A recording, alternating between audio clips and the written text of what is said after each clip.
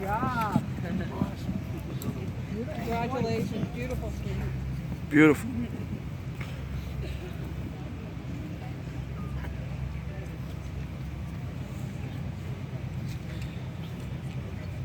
Ladies and gentlemen, thank you for being here today as we celebrate Veterans Day and recognize all who have served and continue to serve our nation with honor and distinction.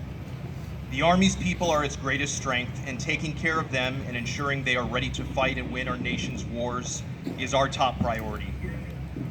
Thank you for inviting me into your community to share this event with you. In my opinion, one of the greatest challenges our society faces is in an increasing disconnect between the armed forces and the civilian population it serves. And so I'm grateful for events like these. For nearly a century, we have celebrated Veterans Day on the anniversary of the armistice that ended the fighting along the Western Front in World War I on November 11th, 1918. In 1938, Congress made Veterans Day an official holiday. This year, as we commemorate the 75th anniversary of D-Day and the beginning of the liberation of Western Europe during World War II, we also remember the contributions of veterans from the greatest generation. Do we have any World War II veterans here today? Maybe not, but nonetheless, we remember them and thank them.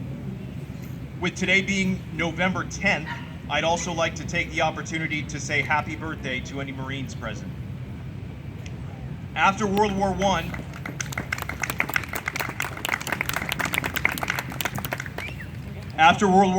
Calvin Coolidge, as part of his acceptance speech for a vice presidential nomination in 1920, cautioned the country against abandoning its social contract with its warriors, saying, "The nation which forgets its defenders will itself be forgotten." Today, I encourage us to remember not just their acts, but the context of their acts. Some of these men and women volunteered and some of them were conscripted, but all honorably discharged veterans showed up. Regardless of the reason, they answered the call of our great republic. They fought bitter battles, braved rough seas, performed other duties as part of what is arguably the most complex human apparatus ever assembled, the United States Armed Forces. This dress uniform is a bright, clean symbol of a powerful inner strength and being a member of an amazing team, and we wear it proudly, but it is not always a great representation of the day-to-day realities of our veterans. At times, most of our veterans were lonely, tired, bored, sick, cold, hot, wet, hungry, or terribly afraid, conditions they endured on behalf of our nation and its people. I will share two stories from this day in history. On November 10th, 1944, 75 years ago to the day, the Gatto-class submarine USS Flounder was operating around the Lesser Sunda Islands in the Pacific when it sighted a craft just north of the Lombok Strait. Initially, the Americans assumed the vessel was a sailing boat, but upon closer examination, it was the conning tower of U-537. After approaching and shadowing the enemy craft for several moments, they fired 4 torpedoes at the submarine's side. The captain then raised his vessel to periscope depth to observe the attack. 2 of the torpedoes hit, and after a massive explosion, it was underwater in pieces. All 57 enemy sailors were lost. 30 minutes after the sinking, the Americans surfaced and searched for survivors, but there were none. U-537 was one of 10 German U-boats lost in Asian or East African waters during the war. Until a few days ago, I had no knowledge of this particular event, and I imagine all the men involved have since passed. But I know that these sailors were very hot and dirty in the South Pacific, breathing the stale air in a submarine, and had little to no contact with their families back home. But their actions advanced the cause of freedom and helped clear sea lanes of enemy forces. And 6 years later, in November 1950, our service members were fighting alongside our Republic of Korea and other United Nations allies to prevent an authoritarian takeover of the Korean Peninsula. Here's an excerpt from an official Army account. On November 1st, Chinese elements were identified south of the Chosin Reservoir, and within 10 days, 12 divisions of the Chinese Communist forces were identified. Very hard fighting took place near various towns in this area, while the 24th Division pulled back to Cheongju on the west coast. The 1st Cavalry and 2nd Divisions fought along on the Chungcheon River.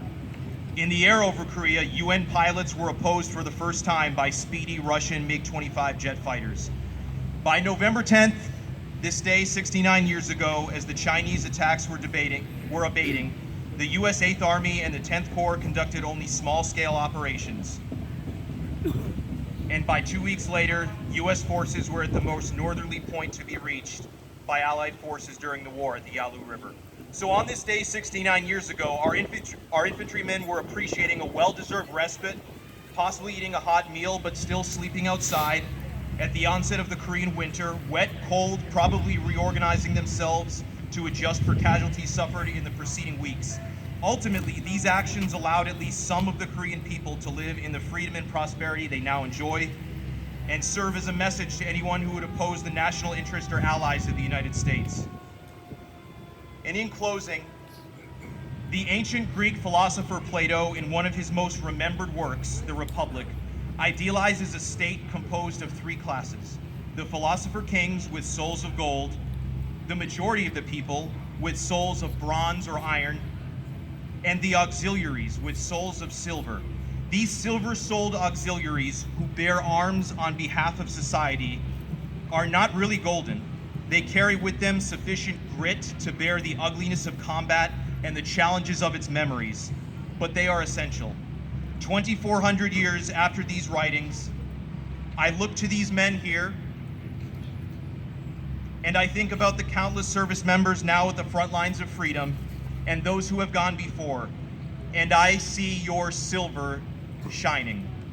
Please join me today and the rest in our great nation in remembering all veterans. Thank you.